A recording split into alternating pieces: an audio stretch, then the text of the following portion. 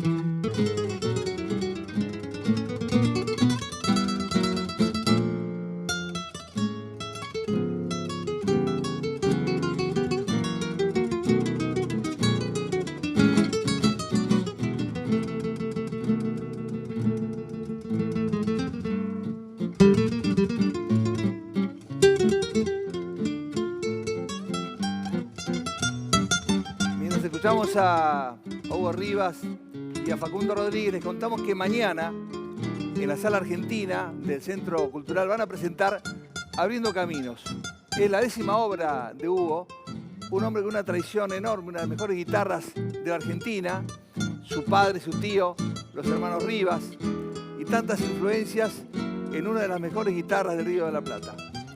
Están adelantando aquí, en la mejor parte, en Crónica HD, Abriendo Caminos, una obra maravillosa. Estará el cuarteto, invitados especiales, la mejor guitarra de Uruguay con Covelli, cantantes, La Tana. Ahí lo seguimos escuchando. Vamos a conversar con ellos. Se van a quedar toda la noche con nosotros, adelantando Abriendo Caminos. Un poquito más de La Palomita.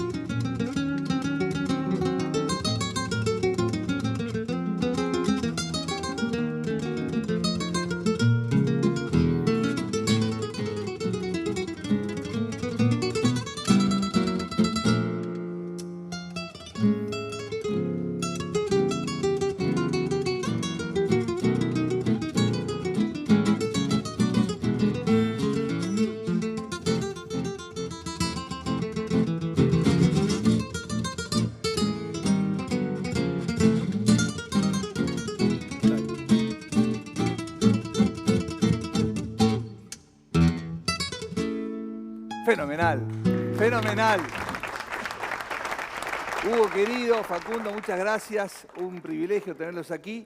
¿Por qué Abriendo Caminos? ¿Qué es Abriendo Caminos? Bueno, Abriendo Caminos, ante todo, muchísimas gracias por invitarme a este Por programa. favor, un honor. Es Abriendo Camino en general, en la parte personal, musical.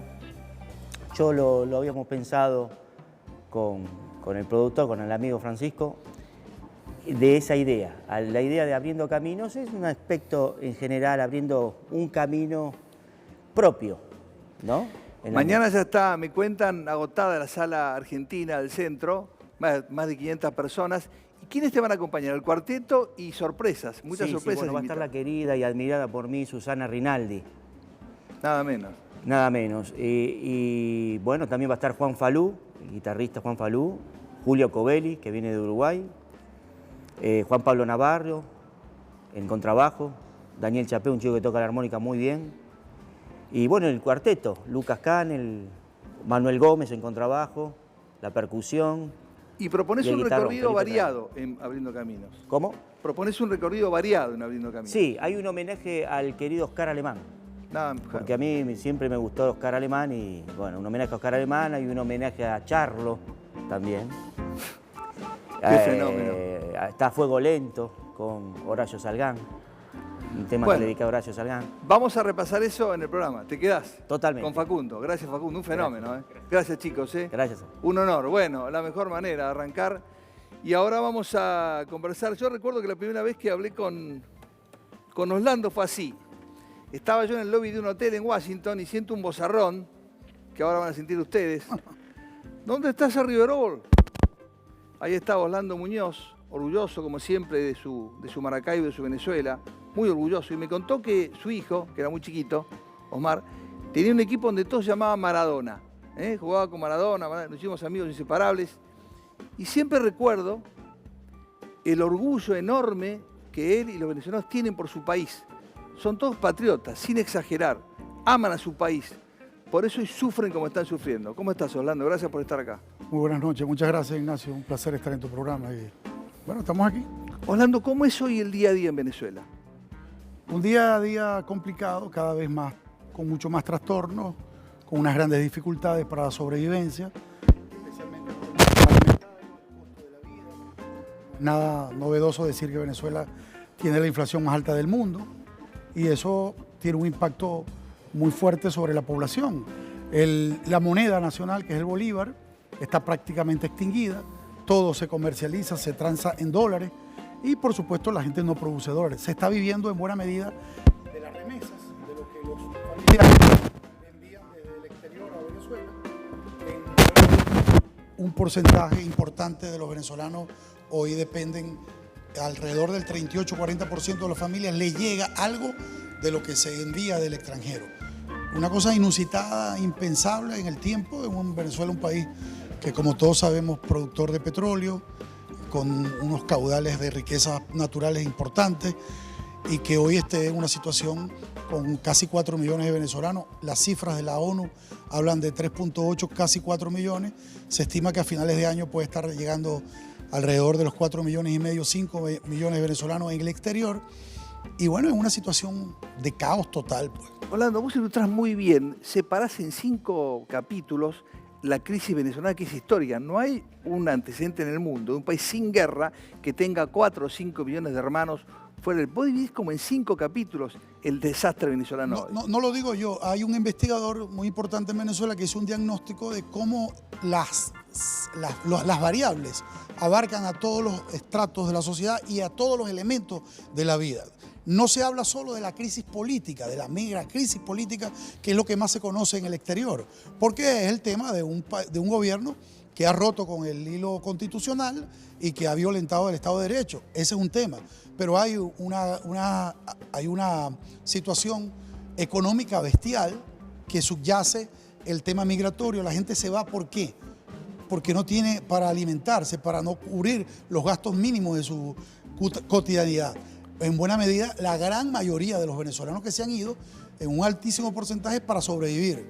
También el tema económico impacta sobre el tema de la salud, que es la sobrevivencia, el tema ingente de cada quien, de comprar una medicina para la diabetes, para la hipertensión, y no hablemos de enfermedades mucho más complicadas, lo que ha hecho que muchos venezolanos, y no exagero con esto, mueran día a día por no tener el recurso económico de conseguir la medicina, el medicamento, el remedio, como lo llaman acá, que pueda sobrevivir. Ese es un tema, el tema económico. Pero después tienes el tema de la seguridad ciudadana. Venezuela tiene el nivel más alto de criminalidad del mundo. Y una de las ciudades, junto con San Pedro Sula en Honduras, junto con Ciudad Juárez en México, Acapulco, Guerrero en México y Caracas, las capitales o las ciudades más peligrosas del mundo. Por un lado, el tema de la seguridad personal, que todos queremos protegernos, pero también hay un tema de inseguridad jurídica.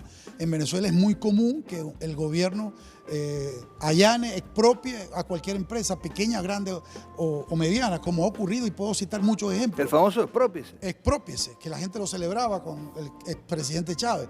Eso hizo, pues, que una cantidad de empresas pequeñas, grandes, fundos, allá llamamos Hacienda, del sector agropecuario, agrícola, se haya quedado devastado y que no produzca los alimentos que el país necesita. Eso hace pues que hoy consiga un parque industrial en el quiebre, donde ya no hay laboratorios, ya no hay ensambladoras de vehículos, ya no existe el parque industrial que Venezuela tuvo en una época muy gloriosa y tampoco tiene los alimentos. Entonces, eso es otra consecuencia. Vos conocés muy bien la industria petrolera. Sí, trabajé ¿Cómo está ahí. PDVSA hoy? ¿Cuánto refinaba hace 20 años? ¿Cuánto refina hoy? Es muy fácil decir, los hechos no necesitan mucha explicación. PDVSA llegó a producir en el año 1998 3.400.000 barriles y había un plan de negocio que sustentaba que en 10 años podía estar llegando a los 10 millones. En ese momento, Arabia Saudita producía cerca de lo que hacía Venezuela y hoy Arabia Saudita está en 10 millones y nosotros estamos en 700.000 barriles diarios. O sea, ha bajado, ha mermado la producción de manera notable, con lo cual el gobierno se quedó sin recursos, sin dólares, y esta es parte de la enorme situación, la gravísima situación que tenemos. Otra variable, el tema de la tristeza con la que vive Venezuela. El venezolano Eso me impacta vive, mucho. tiene una melancolía. País alegre. Un país que perdió la alegría, la tristeza, la melancolía, la depresión. Tenemos la tasa más alta de suicidio por producto de esta situación, pues. Entonces hay un elemento que van variando. El tema político, por supuesto, en el cual el gobierno decidió dar un paso al frente en una actitud autoritaria. ¿Hay presos políticos hoy en Venezuela? Hay más de 700 presos políticos en Venezuela. Han muerto en las cárceles. Hoy intendentes elegidos, legisladores elegidos que no pudieron asumir. Hay 25 diputados de la Asamblea Nacional, vale decir del Congreso, que han sido desafectados de sus cargos, allanada la inmunidad. Y bueno, y están en el extranjero algunos, unos aquí, otros en Estados Unidos, otros en otras partes. ¿Cuántos hermanos hay afuera de Venezuela hoy? Estamos hablando de 3.800.000, 4 millones de venezolanos. ¿Qué sentiste cuando escuchaste la polémica en Argentina de que era un gobierno legítimo y que tenía instituciones que funcionaban, que no era una tiranía? Es un tema delicado porque, bueno, opinar a queda sobre la política, tengo alguna particularidad sobre argumentación sobre lo que ocurre en Argentina, pero por supuesto uno lo sorprende. Venezuela tiene un gobierno autoritario.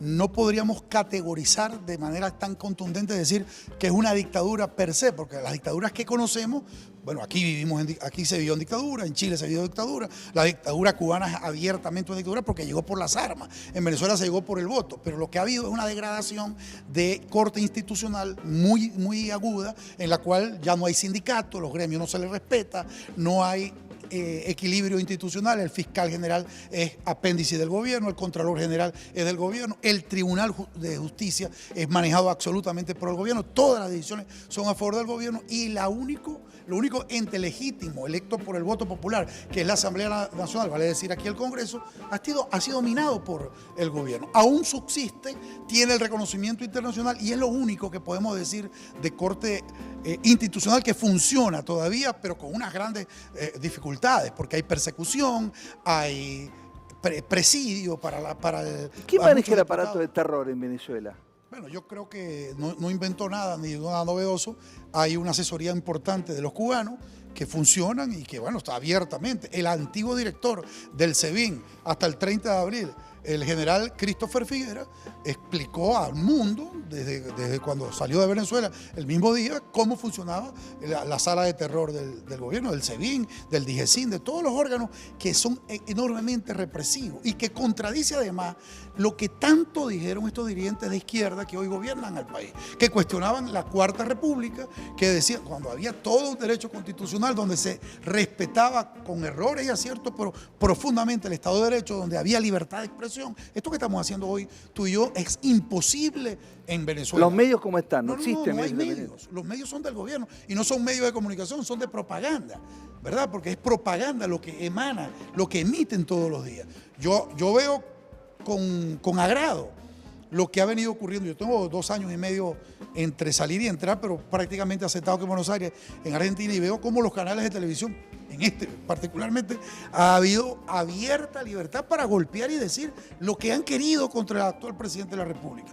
y eso se respeta, eso es derecho de libertad de expresión, como tiene que ocurrir en cualquier democracia, como pasa en Estados Unidos, como pasa en Inglaterra, como pasa en España, que se dan unos debates riquísimos en cuanto se contrastan. ¿Se bloquean los canales? No, es que no hay canales. No hay, los canales que existen comerciales de cobertura nacional son 3 y decidieron autocensurarse. ¿Y lo internacional, no es nuestra televisión Bueno, llega a Venezuela? no, muchas están bloqueadas. CNN en español fue bloqueado, los canales colombianos están bloqueados, un canal de Argentina, TN Noticias 24, está bloqueado. Es decir, es una persecución al pensamiento, a la opinión diversa, es muy complicado. Orlando, háblame de 2 cosas. Los cortes, que son tremendos, contaba en el Zulia, en tu ciudad, Maracaibo, maravillosa ciudad, y el tema del informe Bachelet. ¿Qué dijo ese informe? El corte eléctrico es, bueno, una situación que se veía, era una crónica de una situación anunciada. En Venezuela el expresidente Chávez aportó en el presupuesto alrededor de 25.000 millones de dólares en el 2010 para solucionar el problema eléctrico. Y bueno, se inició los proyectos, los contratos, nada de eso se hizo. Ese dinero ahora ya está ¿dónde? En Andorra, en Suiza, en bancos del mundo. Algunos han sido... Millones además. Estamos hablando de más de 20.000 millones de dólares. Hay algunos funcionarios detenidos con prohibición de salida en España, están pedidos para ser extraditados a los Estados Unidos, pero lo real es que el pueblo venezolano no pudo disfrutar de un proyecto de restablecer, de mejorar el sistema eléctrico, que en la Cuarta República, que tanto la cacareaba el gobierno actual, o estos 20 años, funcionaba a la perfección. En Venezuela no se iba la luz, había un sistema perfecto, algunos privatizados. Y estaban planeadas las obras además para ampliar la prestación. ¿Qué ocurrió? Bueno, hay una crisis que no va a ser superada porque el gobierno no tiene recursos y allá el país ya se acostumbró a un racionamiento eléctrico de horas. La ciudad más golpeada, o el estado, la provincia, como se llama aquí, el sinónimo de allá es estado, que es el Zulia, donde yo provengo, es la más golpeada. Y es el estado que tiene mayor cantidad de habitantes, pero además es el que tiene el clima más alto. Normalmente 36, 38, 40 grados. Entonces te puedes imaginar el grado de humor con que puede sobrevivir el venezolano. Yo acabo de llegar de Venezuela este lunes acá a Buenos Aires, de Maracaibo, y es una situación calamitosa. Por último, ¿hay una salida cercana o no? ¿O es más tiempo que gana Maduro? Yo soy de los que creo que la única salida factible posible en Venezuela es una salida política con un llamado a las elecciones, porque aquellos que sueñan con una intervención militar, eso no es posible, ni estamos de acuerdo en la inmensa mayoría por lo que eso significa. No hay un golpe de militar, están muy controlados los militares y además están disfrutando de las mieles del poder. No hay una sublevación civil porque es muy complicado hoy. La gente sale a protestar, van más de 300 muertos entre el 2014, el 2017 y los de este año, las escaramuzas de este año, y la gente sabe que puede morir y nadie va a pagar por esa muerte. El gobierno tiene grupos colectivos armados, al margen de las Fuerzas Armadas, tiene grupos milicianos armados también, y bueno, algunos creen con evidencia de que las fuerzas irregulares de Colombia están haciendo, Venezuela es un aliviadero. Bajo esa circunstancia, la única posibilidad real, posible, y además la mejor, la que podría ser la más sana para la reconstrucción del país, sea una salida política electoral que todavía no termine de concretarse. Orlando, gracias, y como te dije muchas veces, gracias por que todos los que están aquí, que son muchos, trabajan, nos dan alegría, son cálidos, son unos fenómenos, son cerca de 200.000, ¿sí? Si me lo todos permites, trabajan. Te quiero agradecer al pueblo argentino. Ahora tengo la oportunidad en un canal de televisión, lo he hecho en tu programa y algunas consultas de programas similares, agradecerle al pueblo argentino la apertura, la receptividad y el buen trato que le han dado al contingente de venezolanos que hemos escogido Argentina para seguir adelante, porque hay que vivir, y este es un país muy hermoso, maravilloso, grandioso, que tiene todas las potencialidades y que ojalá no repita el escenario de Venezuela, porque es una preocupación que muchos le consultan a uno y dicen, ¿caeremos como Argentina? Bueno, eso depende de hasta dónde la fuerza institucional de este país se pueda mantener y evitar que sea conculcada por quienes ejercen el poder, Orlando, sea cualquiera. Gracias, no va a ser la última vez que te llamamos, ¿eh? Gracias, hermano. No, gracias. Un patriota. Orlando Muñoz, el maracucho de Maracaibo, una gran ciudad en Venezuela. Bueno, y el Dream Team se está enriqueciendo. ¿Hay alguna imagen hace algunos añitos, cuando el Tano Forlani andaba metido entre los boxes de la Fórmula 1, o también Eru Santimbanqui, van a aparecer en algún momento, ¿sí? En algún momento, el doctor Damián Forlani. El Tano va a ser para nosotros, se suma al Dream Team. Tano, bienvenido, ahí lo tenemos, ahí lo tenemos. Fíjate, ¿no? Otros tiempos. Así que bueno, ¿y por qué lo hemos convocado? ¿Qué no debemos perdernos el fin de semana en materia deportiva? Tanito, ¿cómo te va? Bienvenido. Buenas noches, Nacho, ¿cómo estás? Un gusto estar acá, debut absoluto en televisión y agradecido. No nos tenemos que perder de ninguna forma el básquet, el US Open, la Fórmula 1 en Monza. Eso es lo principal de lo que va a pasar en el deporte. Ferrari festejando 90 años de existencia, el gran premio en la historia de la Fórmula 1 que nunca faltó a la cita. Siempre se corrió en Monza, salvo un año en el 80 que se corrió en Imola, pero el Gran Premio de Italia siempre fue en Monza. Y bueno, Ferrari festejando 90 años, 90 años para poder desplegar toda esa magia que envuelve el nombre de un señor que convirtió su vida en una pasión. Relegó su familia por los autos. Después seguimos. Y hablando de autos, está el querido Gustavo Segret, a quien agradecemos la atención. Gustavo, ¿cómo te va? Buenas noches.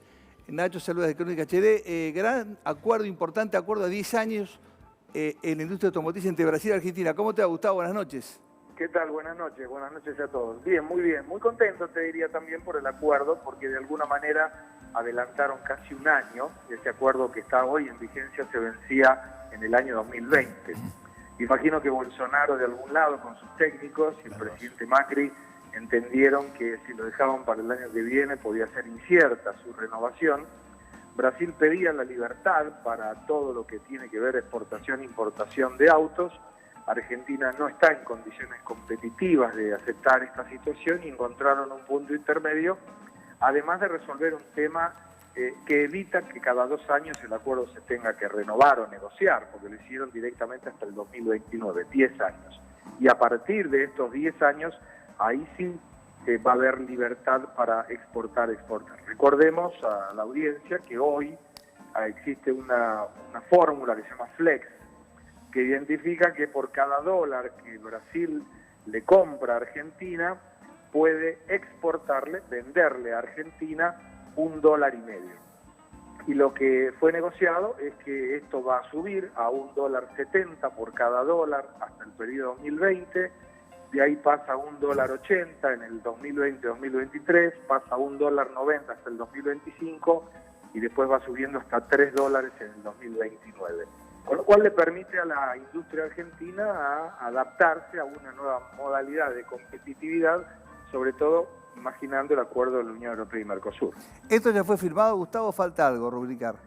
No, ya está firmado, está funcionando. Es un acuerdo muy simple, no necesita ratificación del Congreso, simplemente de los poderes ejecutivos, sobre todo porque está fuera del acuerdo Mercosur. O sea, el azúcar y los autos están fuera del acuerdo Mercosur.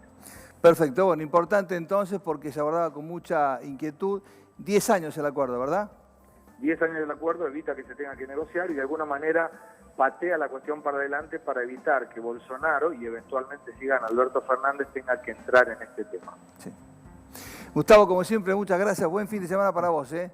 Gracias, un abrazo para Un ustedes. fuerte abrazo. Y bueno, y otro integrante del Dream Team, Félix, la voz parlamentaria, mucha expectativa. ¿Qué puede pasar, Félix, en los próximos días y semanas? Bueno, Nacho, buenas noches. Mirá, hubo mucha actividad en el Parlamento el día miércoles con la movida de los movimientos sociales en la calle, que después fueron recibidos en el Salón de la Parodi del Congreso de la Nación. ¿Qué puede pasar? Emergencia alimentaria.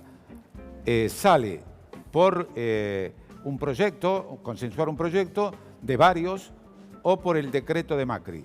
Esa es la incertidumbre que tenemos en este momento. Perfecto. Después está el doctor Norte, Luisito, con la cuestión política. Le agradecemos mucho a Sergio. ¿Cómo te va, Sergio? Buenas noches. Sergio Brevalla. Importante tratamiento ayer en la legislatura de una serie de proyectos. El más importante, una moratoria muy importante para los porteños. Sergio, ¿cómo anduvo eso? Sí, sobre todo es para las pymes y ya hace un año que lo estábamos pidiendo. Yo presenté junto a otra diputada, María Rosa Muñoz, el proyecto que primero descomprimía la presión que hace la JIP. En realidad la peor es la FIP, ¿no? Pero nosotros en la legislatura podemos legislar sobre la JIP. Claro, nuestra agencia, la local, digamos. La local. El tema es que en cuanto se enteran, por decírtelo de esta manera, que te atrasaste en el pago de los impuestos, en el caso de la FIP en 72 horas tenés el embargo de la cuenta y no podés operar más. La JIP es un poco más benevolente. El año pasado cuando presentamos el proyecto entendió y acomodó un poco a partir de cuándo hacerle juicio a la pyme que debe, pero estaban en lo mismo. Así que aprobamos que paren con eso, aprobamos que no haya intereses, se condonen los intereses, sean resarcitorios, punitorios, multas, que no clausuren, que es otro de los temas, ¿no? Y te diría que con ese paquete lo que se busca es aliviar un poco la presión impositiva, porque claro, el que está vendiendo poco, trata de sobrevivir de la pyme, ¿qué sacrifica? No puede sacrificar los sueldos, los tiene que pagar, por supuesto. Bueno, lo que más sacrifica es impuestos, y si el Estado te persigue, ni bien deja de pagar, sonaste. Así que con atraso, porque hace un año que lo habíamos presentado, el Ejecutivo trajo su texto también y logramos aprobar una ley. Bien, ¿a cuántos años y qué impuestos? Todos. Claro, todos, pero te diría que lo que más importa es ingresos brutos y sellos, porque es lo que la pyme sufre. Bien, y a 10 años, ¿no? Es una Claro. importante moratoria o plan. Para atrás todo lo que tenga deuda. Ah, importantísimo. Sí. Eso aplica ya mismo, ya fue... Ya fue aprobada, se promulga en estos días, pero es a esta fecha, así que todo el que debe va a poder plantear esto y además te da la posibilidad eventualmente sobre la deuda que elabores con la agencia algún plan de pago. Sergio, mientras esperan proyecto de presupuesto y tributaria, no ley tributaria, ¿qué otras medidas junto con la Nación toman por el tema de la emergencia que generó esta anomalía política que fueron las PASO, ¿no? Porque nada de lo fundamental, decía, semejante crisis, vimos a las PASO un barullo tremendo. ¿Alguna medida de la ciudad para colaborar con la situación, Mira, Sergio? te digo desde nosotros, desde el GEN, que vos sabés que somos oposición, planteamos esta, planteamos otras. La expectativa, por ejemplo, una de las que presentamos y el Ejecutivo lo había anunciado públicamente, era que frenen con los aumentos de la suba. Nosotros habíamos planteado no más de un 5% por arriba del promedio del aumento salarial, en el caso de UBA, para frenar los aumentos. El Banco Ciudad tiene mucho préstamo dado en esos términos.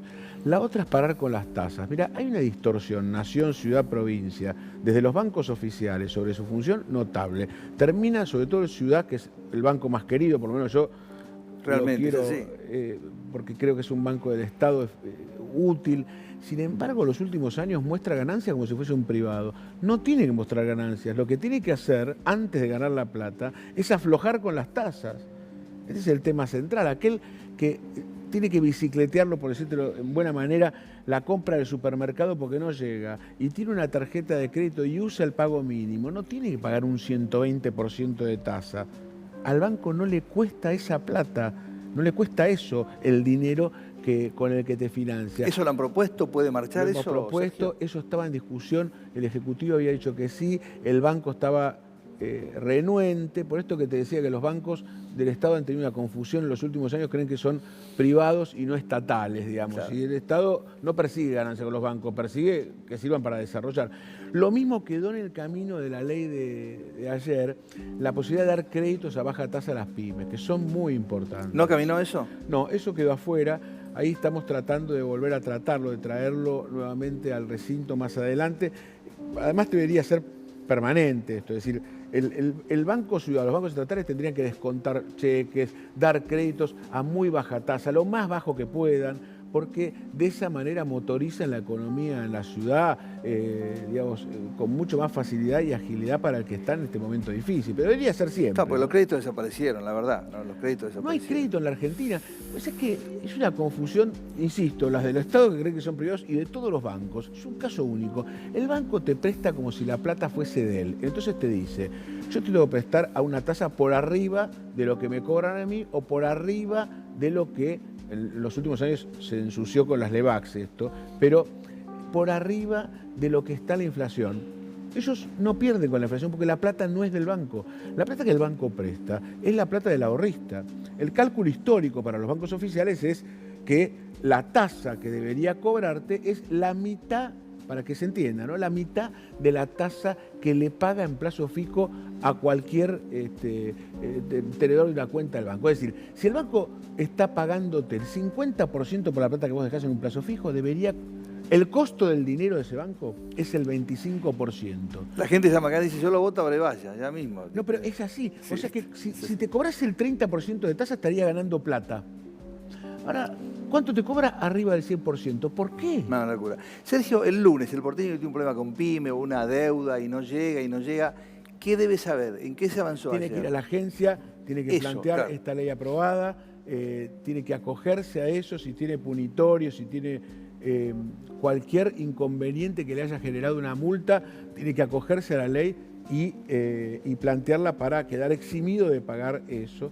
Y la deuda la puede ingresar en un plan de pagos que lo tiene que presentar y acordar con la agencia. Sergio, ¿para vos lo peor pasó de esta crisis, esta anomalía política que no la pasó?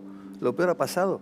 Subieron los títulos públicos, cayó el Río País, subieron las ADR, subieron las elecciones. ¿Lo peor pasó? ¿El dólar estuvo tranquilo, perdió 4 pesos o no? Mira, es una pregunta difícil porque hay dos aprendizajes que hacer. Uno es de la política. Hubo un atisbo de ese aprendizaje en el momento, y no son mis candidatos, pero no importa, pongámonos como argentinos un momento, en el momento en que Macri pide perdón, lo llama a Fernández, Fernández hace una conferencia de prensa y dice, está bien, hay como un acuerdo, hay como una especie de política pública en algún lado, donde el argentino diga, bueno, a mí me gusta este o el otro, pero en algún momento se ponen de acuerdo. La crisis que generó la PASO fue inusitada, Increíble. pero sobre todo sobre una Argentina que no acuerda nunca nada, es decir, no cae en el aire, cae sobre ese tipo de situación política. Había gente que decía tiene que renunciar ya Macri y asumir Fernández. No puede, si no fue elegido, es un disparate. Tenemos que lograr entre todos, más allá de que compitamos electoralmente, a acordar en el tiempo de elecciones una normalidad, poder aprobar este tipo de leyes, preocuparnos por lo que nos tenemos que preocupar, que es por la economía de la gente, porque esté bien. Puede ser que esto se dé en este tiempo. ¿Qué es lo que creo que no terminó ni ahora ni el año que viene? Es el terrible cuadro financiero en el que está la Argentina, es una bomba atómica que deja Macri. Por supuesto se pueden invocar errores del gobierno anterior. Décadas de crisis de balanza de pagos, décadas de crisis de balanza de Tremendo. pagos. Félix Álvarez tiene una pregunta, nuestro hombre en el Parlamento, ¿no? Félix, adelante, por favor. Bueno, Sergio, volviendo al tema de la moratoria, hablamos de las pymes, pero el hombre de a pie, la señora común, el tema de la ABL, ¿también va a estar incluido ahí, Sergio? No, esto es para las pymes y este es exclusivamente el direccionamiento. La verdad es que tenemos que tratar algo en relación a la ABL, pero la verdad es que el problema más grave hoy estaba planteado en las pymes, ¿no? Bien, Sergio, entonces, podrán venir más cosas en los próximos días, mientras aguardan el presupuesto, el proyecto y la tributaria, ¿no? Como dicen Estamos ustedes. empujando estas leyes que te contaba y algunas más que tienen que ver, por ejemplo, con la ley de góndolas en la ciudad, para que las pymes puedan entrar. Viste que el negocio del hipermercado es la venta de alimentos y también es un negocio inmobiliario, porque te vende el lugar de la góndola en el que ubicás tu producto. Termina habiendo 3 empresas, una es subsidiaria del hiper. Y esto hay que regularlo, como lo hacen los países más capitalistas del mundo, ¿no? Tiene que haber por lo menos 5, tiene que poder entrar las pymes. Esto también está ahí en la puerta, nos gustaría que se trate. Hay más cosas para tratar de emergencia pyme que también espero que en estas semanas se incorporen, ¿no? Sergio, un gran gusto, gracias, buen fin de semana Gracias y siempre a a vos. las órdenes. Y gracias Bueno, por venir aquí igualmente. a Crónica HD. Muchas Bueno, gracias, Sergio, gracias a vos. muchas gracias. Buen fin de semana para vos. Igualmente. Bueno, muy bien, seguimos en la mejor parte. Hoy nos recibimos del programa de tele porque hablamos con Mabel, que es un amor, la productora ejecutiva. Tenemos más de lo que entra en una hora y pico, pero bueno, lo estamos llevando. Luisito, querido, San Martín, ¿cómo te va? ¿Cómo estás? ¿Cómo está la Rosada? La Rosada está triste, la Rosada está melancólica, la Rosada escucha versiones, pero vamos a ir del otro lado, ¿no? De la Rosada vamos a irnos para el lado de qué pretende y qué peronismo nos va a gobernar, en el caso de que gane, por supuesto, la elección Fernández. La gran pregunta es ¿qué peronismo? ¿El peronismo de Alberto Fernández asociado con los gobernadores o el peronismo de Cristina Fernández asociada a la Cámpora? Y en el medio lo que podría llegar a tomarse como una cuestión todavía no muy fácil, que es ¿dónde están los sindicatos? En definitiva, genera todo una gran incógnita. ¿no? Que no ha sido develada, ni mucho menos. Pero te voy a decir algo y queda latente esto. Versiones que se corren. Por supuesto te podría dar nombres, ¿no? Pero la AFI, la Cancillería y el Ministerio del Interior lo quieren y creo que lo han acordado para que vaya al área de Cristina y no al área de Alberto Gobernadores. ¿Esto qué implica? Esto implica un manejo muy fuerte y esto implica que, por ejemplo, gente como Redrado, como el propio Solá, que está acompañando a Alberto Fernández en España, se sientan dejados de lado, porque ellos, los dos, apuestan... Ex antes de votar ya están con bronca, digamos. Claro, apuestan a Cancillería y Economía y posiblemente queden afuera de este tipo de situaciones. Esto es el peronismo. En el otro sector, en el sector Macri, hay desazones, por supuesto, depende el piso y la oficina que uno vaya en la Casa Rosada. Pero hay una versión que corre más en el lado del Congreso que en otro lado, ¿no? Porque vos sabés que han quedado resquemores entre Vidal y Peña y Macri. ¿Y si Macri se baja? ¿Y si Macri se baja y Labaña toma el voto de Macri, quién va a ganar? Dice que Labaña mañana arranca con esa expectativa, ¿no? Yo puedo parar a los... Es una versión, claro, estamos hablando por supuesto de... ¿Y cómo está el ánimo del presidente? ¿Cómo lo ves a Mauricio? ¿El humor? El ánimo de él. Todo depende de la encuesta que leyó el día anterior o el mismo día por la mañana. Pero las encuestas ya han demostrado que estuvieron bastante lejos, ¿no? La encuesta de la última vez, sí. Confiaba bastante poco, tiene muy pocos encuestadores firmes a su lado. Y como te digo, en la Casa Rosada hay dos climas. Si baja al Ministerio de Interior se va a dar cuenta de cuál es la realidad de las provincias, de cómo están jugando, de cómo pueden proyectarse. Si está al lado de Peña, va a decir, no, Mauri, vamos a ganar. Ayer en Córdoba habló de balotaje, ¿no? Sí. Bueno, siempre hablamos de los looks. Hoy vemos, bueno, el pañuelo del Tano es sobresaliente y mostramos el look del Tano. Él me prometió, me dijo, mañana no, pero antes de fin de año, aquí va a ser una mortal, como hacía en la foto que vieron ustedes. El pañuelo, y después hay una corbata rosa, por el lado del Doctor Norte, que yo creo que puede venir fuerte. Hoy está más conservador Félix, y el que dejó el pañuelo hoy fue Luisito. La gente ya está votando, ya está en todo el país los teléfonos disponibles, como dice acá abajo en la pantalla, y pueden llamar y elegir. Yo sigo sin corbata, porque me han dicho sin corbata, ¿sí? Así que por ahora hay un pañuelito que no sé dónde lo dejé y lo perdí, pero bueno, se está votando. Bueno, tenemos de todo. ¿Qué vamos a una pausa, señor director? Bueno, muy bien. Han pasado exactamente, espera, 37 minutos de las 11 de la noche. Nos ponemos ceros de nuevo y estamos aquí con un hombre que sabe mucho de lo que pasa en el país a nivel económico. Y yo decía hoy, todo lo siguiente, tenemos un riesgo país bajando, acciones recuperando valor bastante, digamos, aquí y en Estados Unidos, y los bonos también. ¿Lo peor ha pasado? Todavía es un poco prematuro afirmar eso. Lo que va en estos días ha declinado un poquito la velocidad de caída de depósitos y de reservas del Banco Central, pero creo que hay que esperar unos días más para ver si se afirma esta suba de acciones y de bonos, ¿no? De todas maneras, las tasas de interés siguen para arriba y las licitaciones del ELIC, las últimas, dan unas tasas superiores al 86% a 7 días, lo cual es realmente bastante preocupante para el sector real de la economía, ¿no? Héctor, mucha gente habla de si va a venir o no este desembolso del fondo. ¿Por qué es tan importante eso? ¿Qué pasa si no viene? ¿Nos podemos arreglar? Se complica un poco si no frena un poco la velocidad de caída de los depósitos. Están cayendo depósitos en pesos y sobre todo en dólares. Y ahora el Banco Central liberó un poquito encajes ayer para dar mayor capacidad a los bancos para devolver depósitos en dólares. El problema es que estamos en un trimestre en el cual van a ocurrir varias cosas. En primer lugar, las elecciones presidenciales y supuestamente el desembolso del Fondo Monetario debiera hacerse solamente mirando la revisión de los números del segundo trimestre que dieron razonablemente bien. Claro, por eso el presidente insiste en que no hay motivo para que no venga el desembolso. Claro, desde ese punto de vista es cierto. Ahora también es cierto que ha ocurrido lo que pasó en las PASO.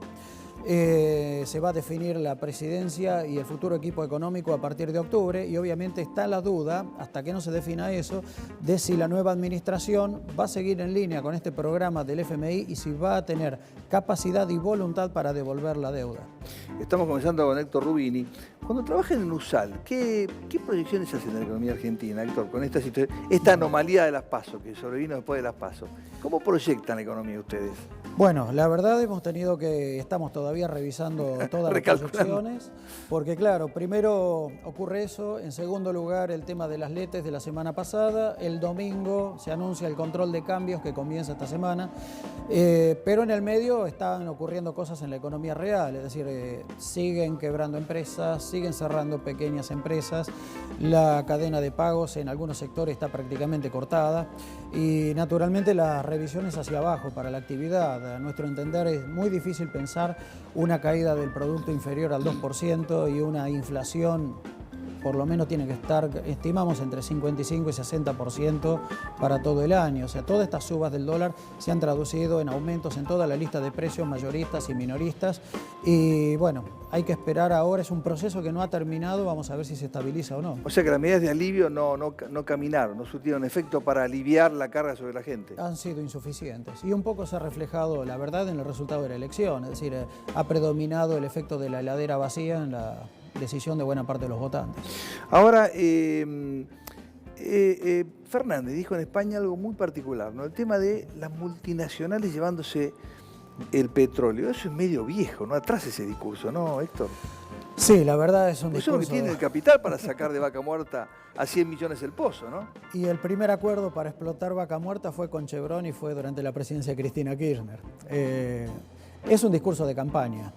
Yo creo que se va a encontrar con una Argentina que no va a ser la Argentina que encontró Néstor Kirchner en el 2003. Va a estar bastante limitado para hacer lo que podríamos llamar nestorismo. No va a ser fácil captar deuda y estamos en un mundo que marcha hacia una recesión global. No va a ser fácil tampoco captar tantas divisas exportando soja y con un precio que no va a estar en 600 la tonelada.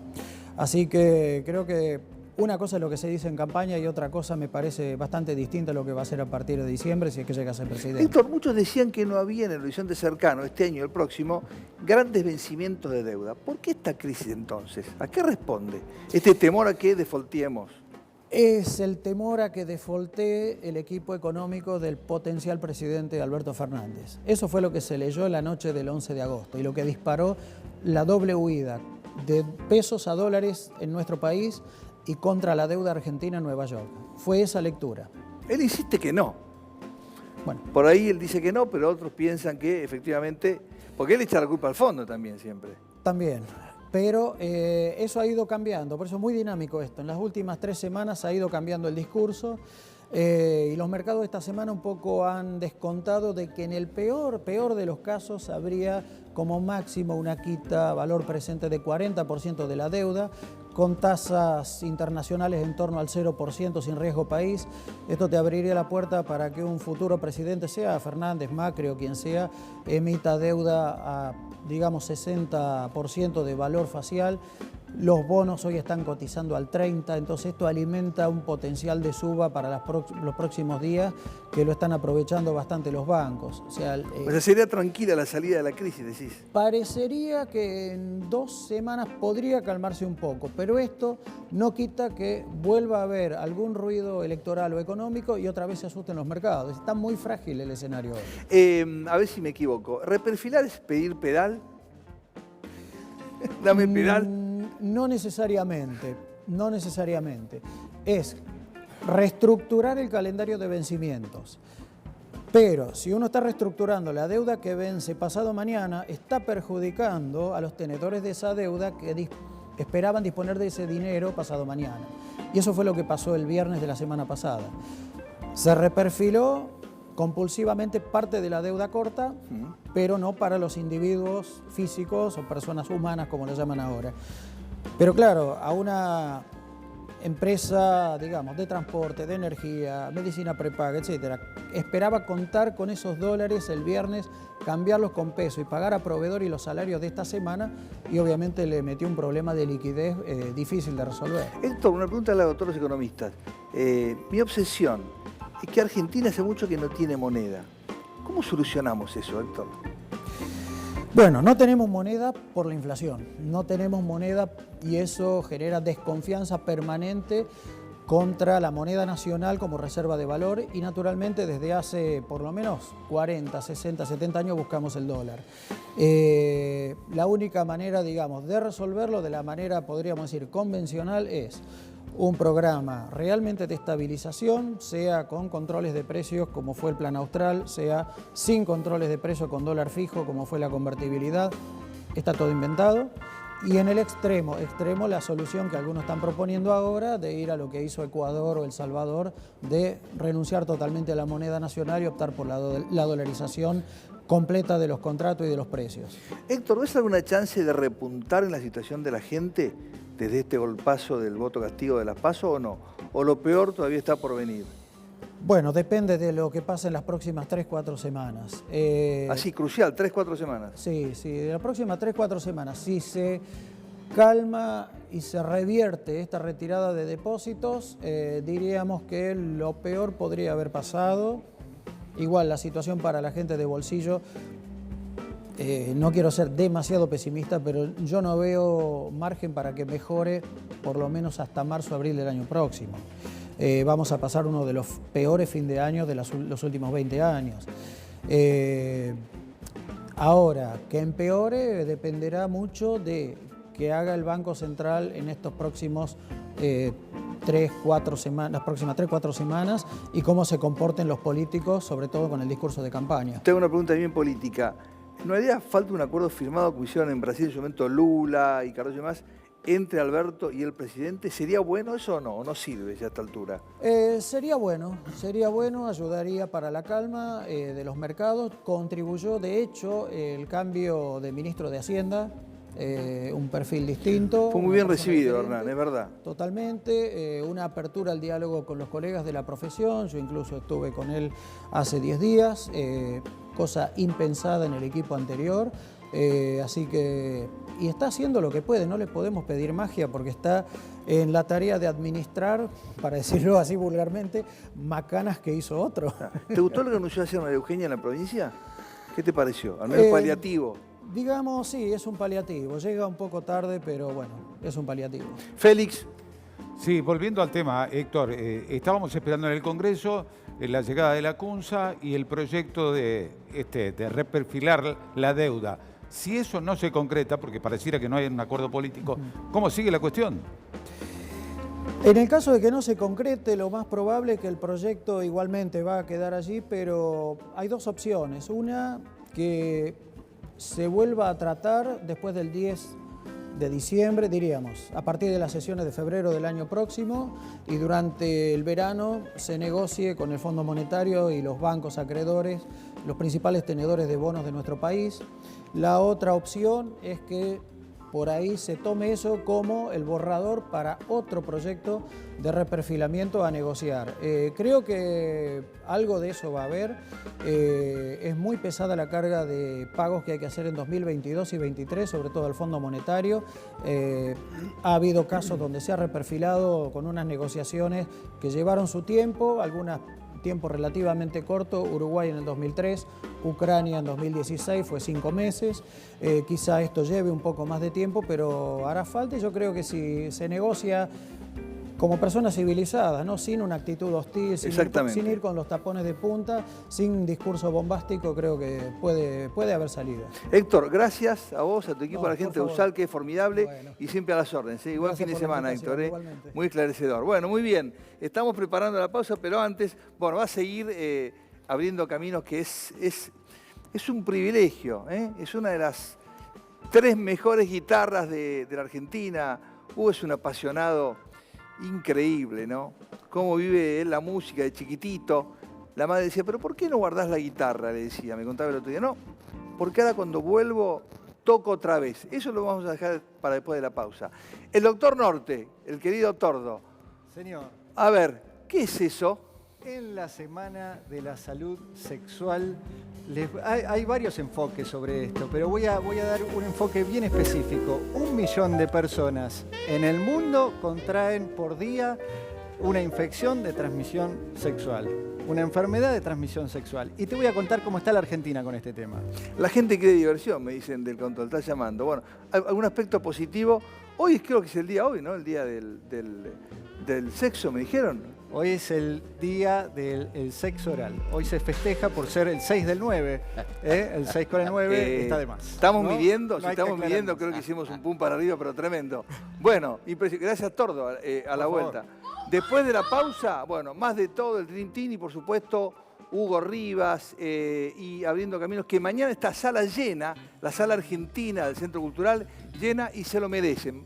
Va a haber unos artistas espectaculares. Eso a la vuelta, dale.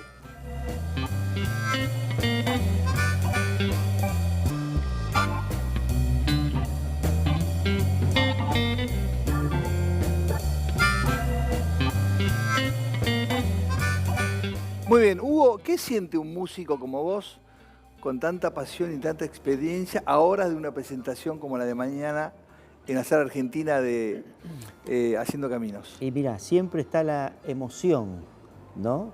Están los nervios que juegan en contra, pero bueno, en mi caso estoy bastante acostumbrado, ya vengo tocando en varios lugares y siempre es una emoción, es un privilegio, bueno, presentar este disco con tanto cariño que lo hice, este disco Abriendo Caminos.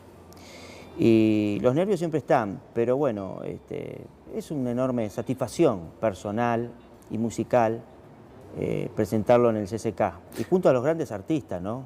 ¿Cómo será eso? Tu cuarteto y quiénes van a acompañar la presentación de mañana a las 8 de la noche, ¿no? Exactamente. Es a las 20 horas mañana, sí, en la sala argentina. Bueno, el cuarteto mío está integrado por la percusión, que es Lucas Canel, en guitarrón Felipe Traine y en el contrabajo Manuel Gómez. Y bueno, vamos a hacer la primera parte, 4 o 5 instrumentales de temas populares conocidos, que yo lo vengo arreglando, y temas nuevos. El homenaje a Oscar Alemán, como decía, el homenaje a Charlo. Y después van a ir los invitados, que ese es un mano a mano con los invitados. Pues en los invitados está el maestro Juan Falú, que vamos a tocar Niebla del Rachuelo, está Julio Covelli, que vamos a hacer una milonga de mi autoría. Una guitarra uruguaya oriental de excelencia, sí, ¿no? hay una especie también de candombe, ¿no? Porque los uruguayos para el sí candombe, saben de eso, ¿no? Y sí, lo llevan en la sangre. Y bueno, después está la señora tan admirada por mí, Susana Tana Rinaldi, ¿no? A sala llena ya, ¿eh? Sí, gracias a Dios, sí. Bueno, ¿qué nos vas a regalar ahora con Facundo? Ahora vamos a lo hacer próximo. con Facundito, vamos a tocar de mi autoría un tema que se lo dediqué a Nini Flores, un gran bandoneonista, coronista, chamamecero, que se titula Alma. Dale. Es una polca. Los artistas en vivo aquí en Crónica, dale.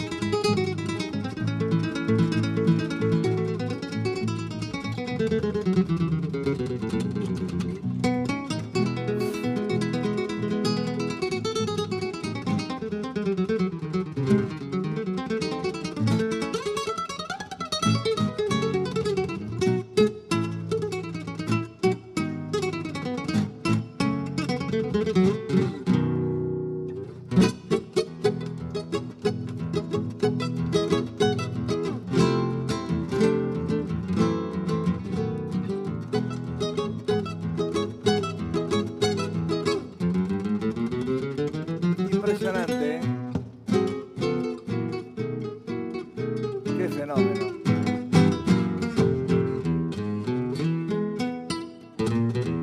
Mamita. No se entienden mucho, ¿viste? No se entienden mucho. Algo muy importante. Siempre hay un genio que hace posible producir esto. ¿Quién fue? ¿Quién te ayudó? ¿Para hacer? Para hacer la producción. Siempre hay alguien que ayuda, ¿no? ¿Quién fue el Bueno, hombre que sí, produjo? está Francisco Offenhende, que es el colaborador, asistente, productor, y estamos trabajando juntos hace un tiempo. Yo tenía ganas, siempre me gusta grabar, mi pasión es hacer cosas, hacer música, hacer cosas nuevas, Nacho. Y bueno, esto lo venimos trabajando hace un tiempo largo, y bueno, con sacrificio, con mucho amor, sobre todas las cosas hay que ponerle amor a en este caso a la música, ¿no? Como siempre, bueno, ¿te quedás un rato más? Me quedo. Dale, gracias. Bueno, agárrate, ¿no? Se vienen los consejos del Tordo. Tordo, entonces. Sí, señor, así es. Bueno, estamos hablando de que 500 millones de personas a nivel mundial padecen, por ejemplo, de herpes genital. Entonces, ¿y cómo está la Argentina en esto? Bueno, la Argentina parece un poco en este momento como si fuera el siglo XIX. Se triplicó la tasa de sífilis. Estamos hablando de que de 11 pacientes cada 100.000 habitantes se fue a 50 cada 100.000 habitantes. ¿Eso que falta información? ¿Qué ocurre ahí?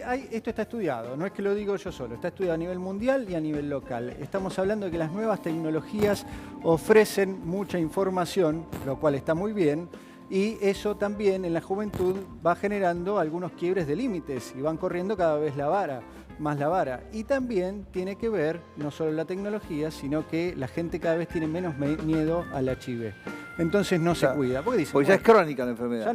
Ya no me muero por una infección por HIV, ahora me puedo tratar y vivir toda la vida con tratamiento. Y eso es lo que está pasando especialmente en la gente más joven. Hay 2 picos, por ejemplo, donde aumenta el HIV, la incidencia de HIV. Son los jóvenes y después luego entre 40 y 50 años de edad. Entonces estamos hablando de que en la Argentina tenemos 129.000 pacientes con HIV positivo, de los cuales 30%, esto es un estimado, 30% no tiene diagnóstico, 83% se encuentra en tratamiento, tenés el aumento de la sífilis, tenés 4.500 cáncer de útero por año. Eso es mortal para la mujer. Nuevos casos de cáncer de útero por año, y acá juegan el rol el HPV, que es un virus que una vez que te infecta, hay 100 tipos de HPV, pero tenemos el 16 y el 18, que son los más cancerígenos, y una vez que te infectas con ese virus, se generan pequeñas verrugas que terminan en cáncer. ¿Y entonces los consejos? Bueno, ahí está, siempre protegerse con profilaxis, con preservativo, en todo tipo de práctica y de sexo, porque, por ejemplo, el HPV, así como genera cáncer de cuello de útero, están aumentando los cánceres de boca por el HPV, y gente cada vez más joven, 25, 30, 35 años. Entonces, preservativo siempre. Si tenés alguna duda, hacerte los análisis, los tests. Tenés un montón de lugares que el gobierno te ofrece de manera gratuita. No va a salir publicado en ningún lado, hay que perder el miedo a eso. Por supuesto, siempre si hay alguna duda, hay que consultar al médico. Entonces, ante el surgimiento de alguna verruga, alguna mancha, alguna molestia o algún tipo de secreción en genital o en algún otro lado, bueno, depende de las prácticas que ejerces, claro, tenés que consultar. O sea, sin vergüenza, ¿no? Sin vergüenza porque, sobre todo por el HPV íntimamente conectado con el cáncer, cuando consultás por vergüenza puede ser muy tarde. Y estamos hablando de 2.000 fallecimientos, por ejemplo, de cáncer de útero por año. Sí, que es tremendo, es mortal. Bueno, gracias, Tordo. Bueno, una repasadita por el Dream Team. A ver, Félix, entonces, una tuya.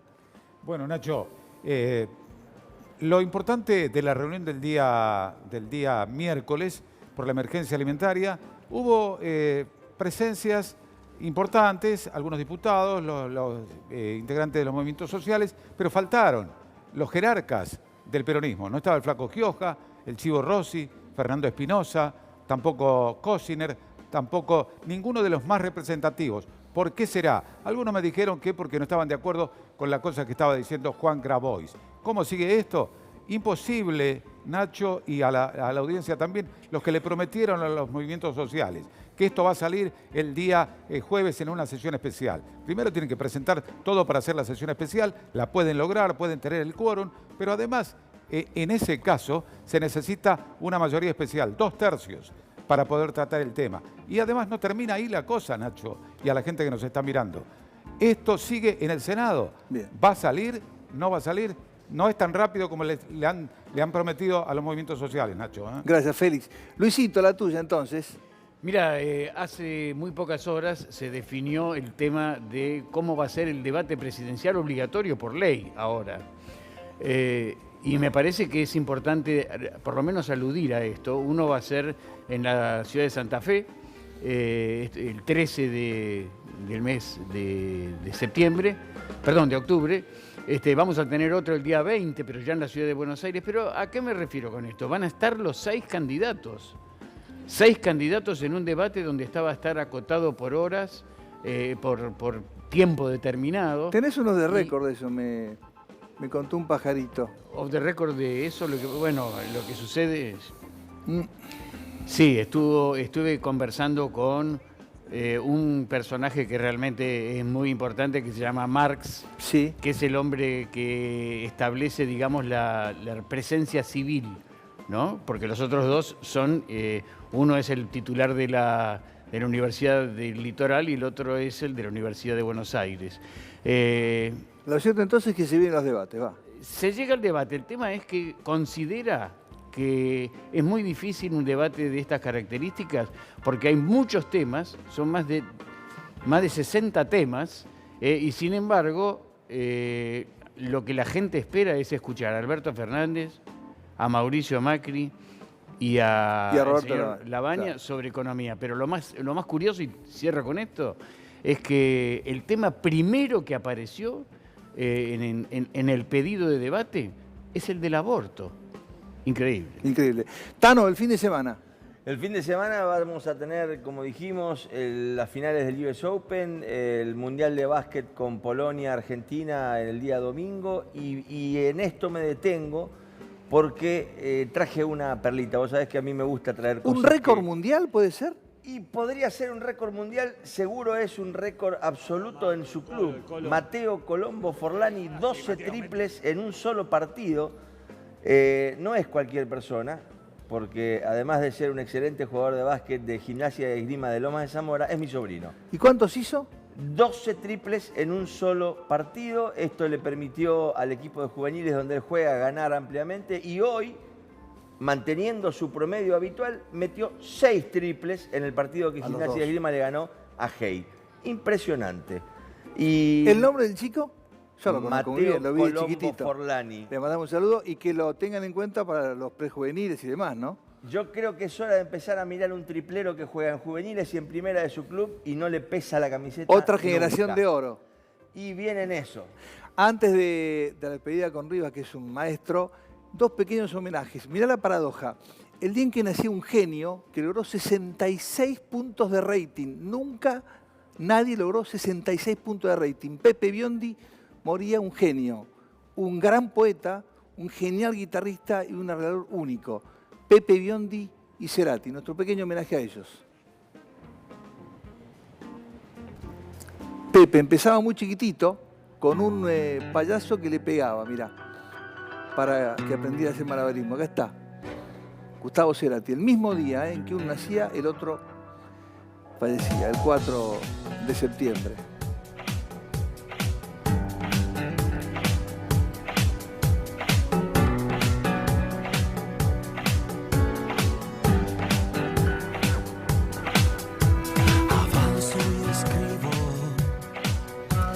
Con el fondo de Gustavo, saben que Pepe trabajaba siempre mirando la cámara. Nunca le daba ni el perfil ni la espalda a la cámara. Cansado de que le pegara tanto este maestro de malabarismo, se fue a trabajar a un circo, y esos bifes que él pegaba eran los que él recibía en la realidad, cuando era muy chiquitito. Y lo fueron dañando hasta que un día, justamente por esos problemas de chiquito, por un episodio cardíaco, murió. Inolvidable, 66 puntos de rating. Nunca, jamás nadie logró llegar a eso. Nuestro pequeño homenaje a dos genios que nos acompañan toda la vida. Este es otro genio, Santa Olalla. Bueno, muy bien. El Dream Team espectacular. El agradecimiento para Hugo Rivas. Y nos queremos ir con él. La magia de los artistas tocando en viva. ¿Me dicen una guaraña? ¿Puede ser, maestro? Guaraña. Gracias, Hugo. Gracias vos, a Rodríguez, a todos los chicos del cuarteto. Mañana lo mejor, entonces, mucha mer, como dicen los franceses, ahí en la Sala Argentina del Centro Cultural. Y gracias, como siempre. Ahí está, nos vamos con lo mejor, con la música y los artistas en vivo. Dale.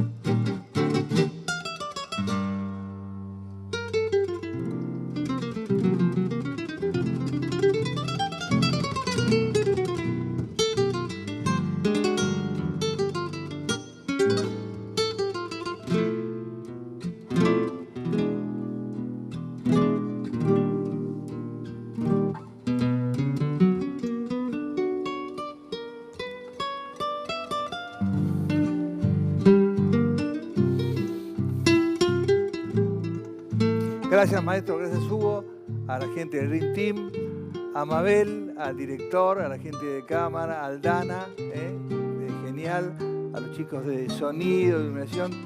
Si Dios y la Virgen lo quiere, el próximo viernes a las 11 aquí en Crónica HD. Gracias, buen fin de semana.